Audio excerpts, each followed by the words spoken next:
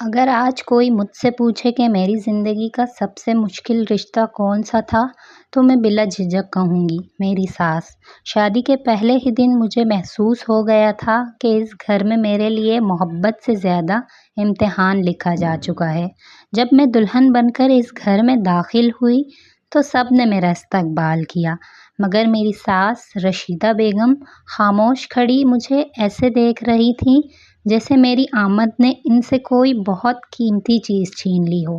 میں نے جھک کر ان کے ہاتھ چومے، مگر انہوں نے میرے سر پر ہاتھ رکھنے کے بجائے صرف اتنا کہا، امید ہے تم اس گھر کی عزت بنو گی، بوجھ نہیں۔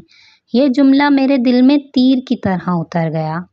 میں نے خود سے کہا، ثریا، شاید وقت کے ساتھ سب ٹھیک ہو جائے گا، مگر مجھے کیا معلوم تھا کہ اصل آزمائش تو ابھی شروع بھی نہیں ہوئی تھی۔ شادی کے اگلے ہی دن میری آنکھ فجر کی اذان سے پہلے کھل گئی۔ میں نے سوچا نئی زندگی ہے، سب کا دل جیتنا ہے۔ جلدی سے نہا دھو کر کچن میں پہنچی تو دیکھا ساس پہلے سے وہاں موجود تھیں۔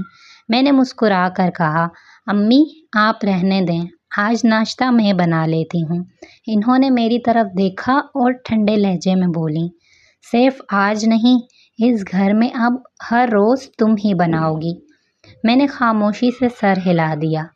میں نے پوری کوشش سے ناشتہ بنایا، مگر جیسے ہی سب میز پر بیٹھے، ساس نے ایک نوالا کھایا اور پلیٹ ایک طرف رکھ دی۔ نمک زیادہ ہے۔ مجھے یقین تھا کہ نمک بالکل ٹھیک تھا، لیکن میں نے کوئی جواب نہیں دیا۔ عمیر نے بھی خاموشی اختیار کیے رکھی۔ اس کی خاموشی مجھے ساس کی باتوں سے بھی زیادہ تکلیف دے رہی تھی۔ میں ہر روز خود کو بہتر بنانے کی کوشش کرتی، لیکن ہر روز کوئی نہ کوئی نئی کمی نکال دی جاتی۔ کبھی چائے پھیکی، کبھی روٹی موٹی، کبھی صفائی میں نقص۔ رات کو میں اپنے کمرے میں آ کر چپکے سے روتی، مگر صبح ہوتے ہی ہونٹوں پر مسکراہٹ سجا لیتی۔ میں نہیں چاہتی تھی کہ میرے ماں باپ کو میری پریشانی کا علم ہو۔ ایک دن میں نے غلطی سے ساس کے کمرے کا دروازہ کھول دیا۔ وہ ایک پرانی تصویر ہاتھ میں لیے خاموش بیٹھی رو رہی تھی۔ جیسے ہی انہوں نے مجھے دیکھا، فوراً تصویر چھپا لی اور سخت لہجے میں بولی، بغیر اجازت کسی کے کمرے میں آنے کی عادت چھوڑ دو۔ میں ڈر کر باہر آ گئی، مگر اس دن پہلی بار مجھے لگا کہ میری ساس کے دل میں کوئی ایسا راز ضرور ہے جو انہیں ہر وقت سخت بنائے رکھتا ہے۔ مجھے اس وقت اندازہ بھی نہیں تھا کہ وہ راز ایک دن میری پوری زندگی بدل دے گا۔ اس دن کے بعد میرے دل میں صرف ایک ہی سوال رہ گیا تھا، آخر میری ساس مجھ سے اتنی نفرت کیوں کرتی ہیں؟ میں نے کئی بار خود کو سمجھایا کہ شاید وقت کے ساتھ ان کا دل بدل جائے، مگر ہر نیا دن میرے لیے ایک نیا امتحان لے کر آتا تھا۔ ایک صبح میں آنگن میں کپڑے سکھا رہی تھی کہ اچانک میری ساس نے آواز دی، ثریا، ذرا میرے کمرے میں آؤ۔ میرے قدم خود بخود رک گئے۔ ان کے کمرے میں جاتے ہوئے میرے دل کی دھڑکن تیز ہو جاتی تھی، کیونکہ وہاں سے مجھے کبھی بھی اچھی خبر نہیں ملی تھی۔ میں اندر گئی تو انہوں نے ایک پرانا لکڑی کا صندوق کھول رکھا تھا۔ اس میں پرانے کپڑے، چند تصویریں اور کچھ خط رکھے تھے۔ جیسے ہی میں نے صندوق کی طرف دیکھا، انہوں نے فوراً ڈھکن بند کر دیا۔ یہ چیزیں تمہارے دیکھنے کے لیے نہیں ہیں۔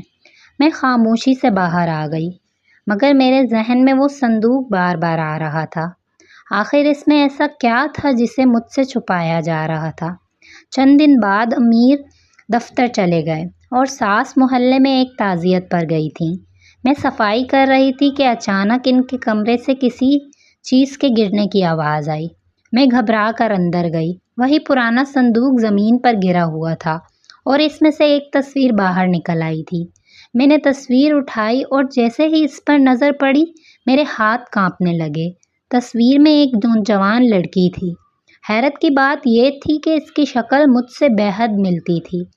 ایسا لگ رہا تھا جیسے وہ میری ہی بہن ہو۔ تصویر کے پیچھے صرف ایک جملہ لکھا تھا، میری پیاری زینب، کاش تم آج میرے پاس ہوتی۔ میں ابھی اسی سوچ میں کھوئی ہوئی تھی کہ اچانک میرے پیچھے کسی کے قدموں کی آواز آئی۔ میں نے مڑ کر دیکھا، دروازے پر میری ساس کھڑی تھیں۔ ان کی آنکھوں میں غصہ بھی تھا اور آنسو بھی۔ انہوں نے بلند آواز میں کہا، ثریا، وہ تصویر تمہارے ہاتھ میں کیسے آئی؟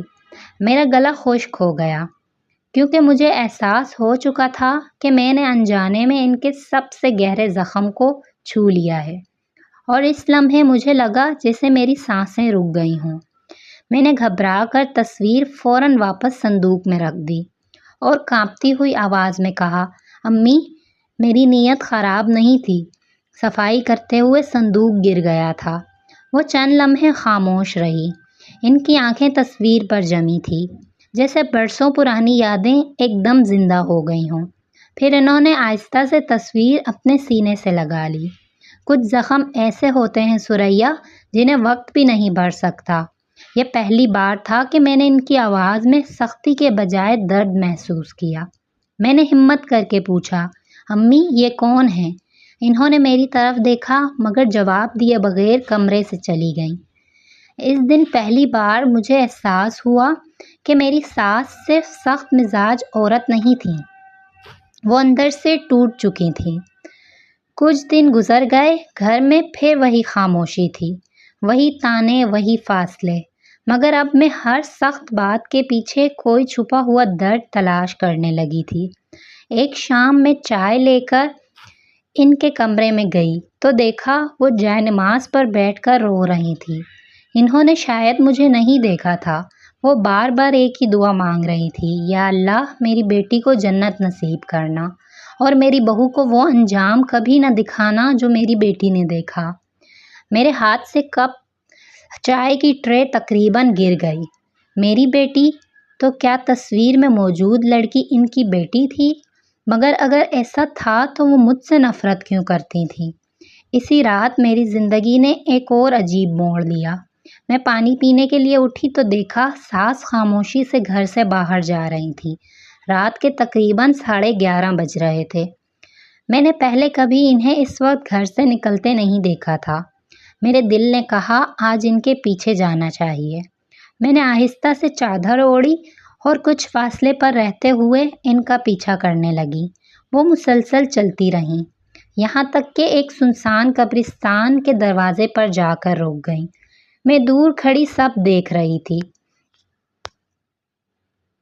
انہوں نے ایک قبر کے پاس بیٹھ کر پھول رکھے اور پھر اتنی شدت سے رونے لگی کہ میرا دل کانپ اٹھا۔ میں نے پہلی بار اپنی ساس کو اتنا بے بس دیکھا تھا۔ اسی لمحے ہوا سے قبر پر رکھا سفید کپڑا ہٹا اور میری نظر قبر کے کتبے پر پڑی، زینب رشید۔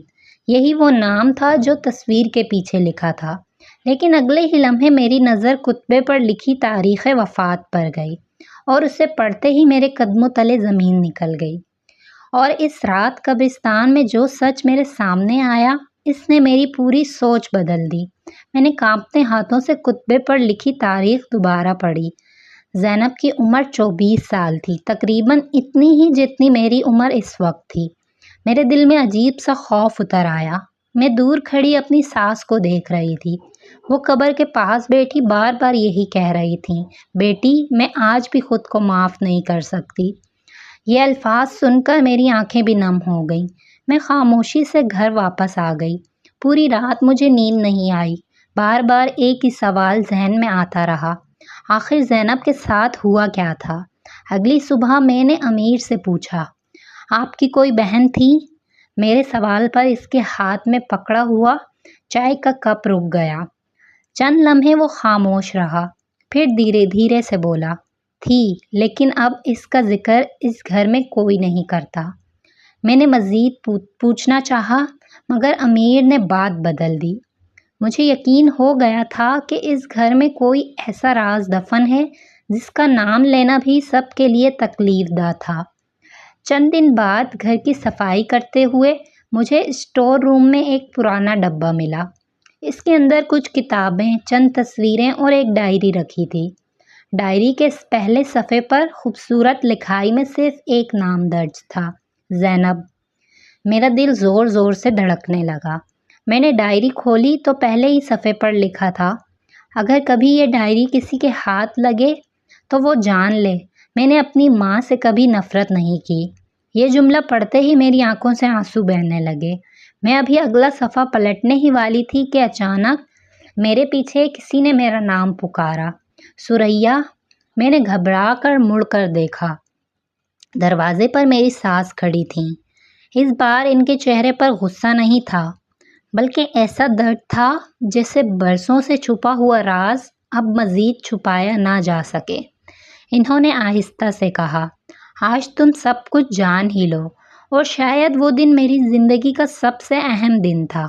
پہلی بار میری ساس نے خود مجھے اپنے کمرے میں بلایا۔ میں خاموشی سے ان کے سامنے بیٹھ گئی۔ ان کی آنکھیں سرخ تھیں، جیسے وہ کئی راتوں سے سوئی نہ ہوں۔ انہوں نے زینب کی ڈائری اپنے ہاتھ میں لی، اسے محبت سے چھوا اور آہستہ سے بولیں، زینب میری اکلوتی بیٹی تھی، میری دنیا، میری زندگی۔ یہ کہتے ہی ان کی آواز بھر آئی۔ وہ بہت نرم دل تھی، ہر کسی پر فوراً یقین کر لیتی تھی۔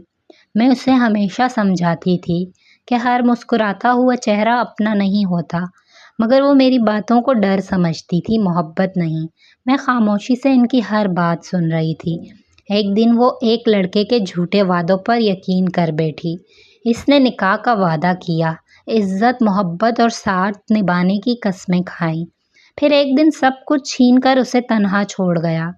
ساس کی آنکھوں سے آنسو بہنے لگے۔ زینب لوگوں کی باتیں برداشت نہ کر سکی، وہ اندر ہی اندر ٹوٹ گئی اور ایک دن ہم سب کو ہمیشہ کے لیے چھوڑ گئی۔ کمرے میں مکمل خاموشی چھا گئی۔ میں نے پہلی بار اپنی ساس کا درد محسوس کیا۔ انہوں نے میری طرف دیکھا اور بولی، جب تم اس گھر میں دلہن بن کر آئی تو تمہاری مسکراہٹ، تمہاری معصومیت، سب کچھ مجھے زینب کی یاد دلاتا تھا۔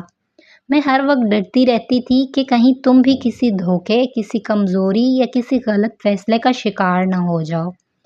اسی خوف میں نے محبت کے بجائے سختی کا راستہ اختیار کر لیا۔ میرے آنسو رکنے کا نام ہی نہیں لے رہے تھے۔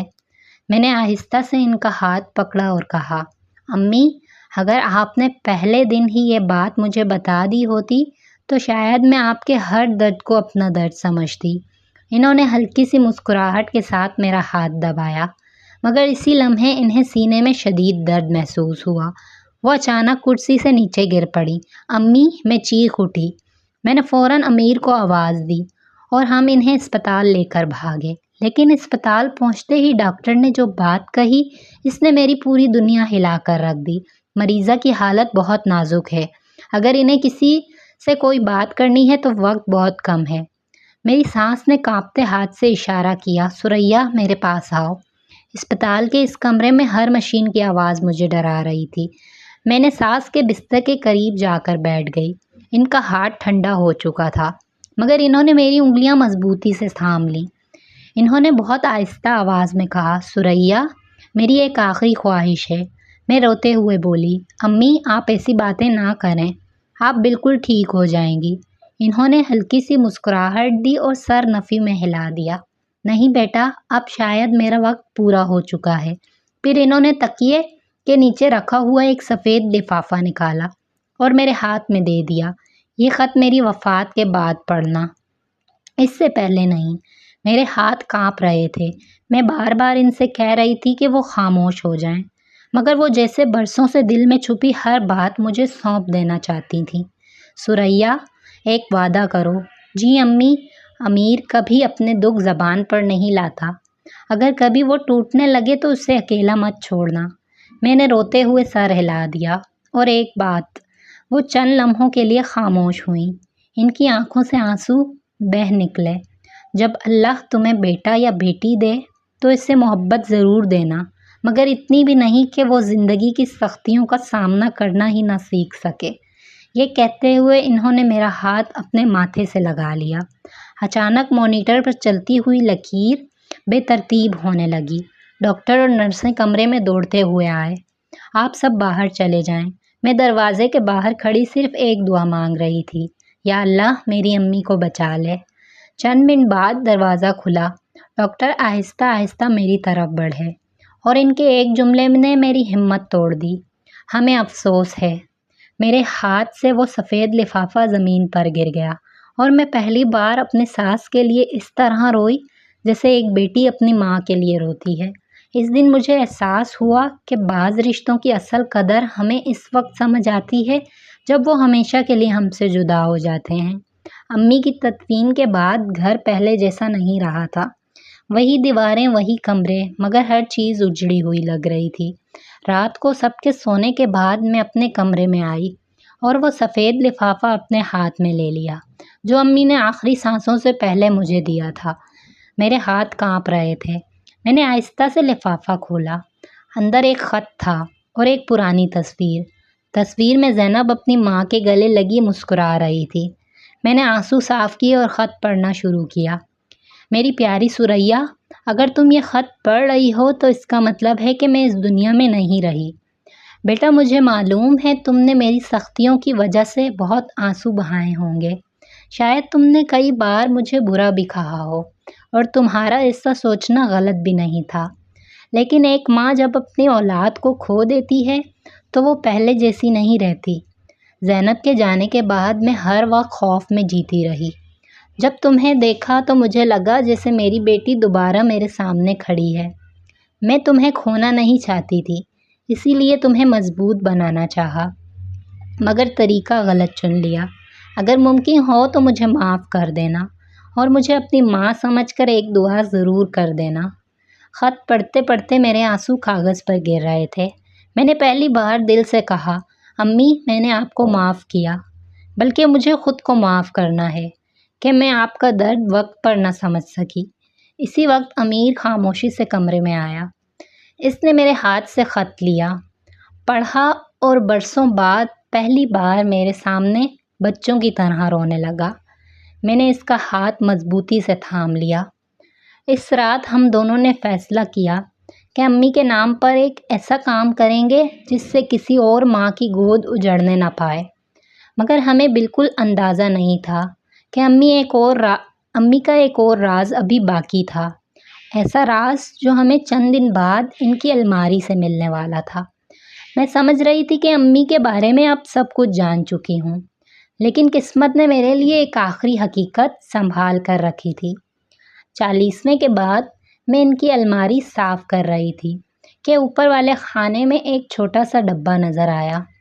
میں نے ڈبہ کھولا تو اس میں چند زیورات، کچھ پرانی تصویریں اور ایک بند لفافہ رکھا تھا جس پر صاف لفظوں میں لکھا تھا، یہ صرف ثریا کے لیے ہے۔ میری آنکھیں نم ہو گئیں۔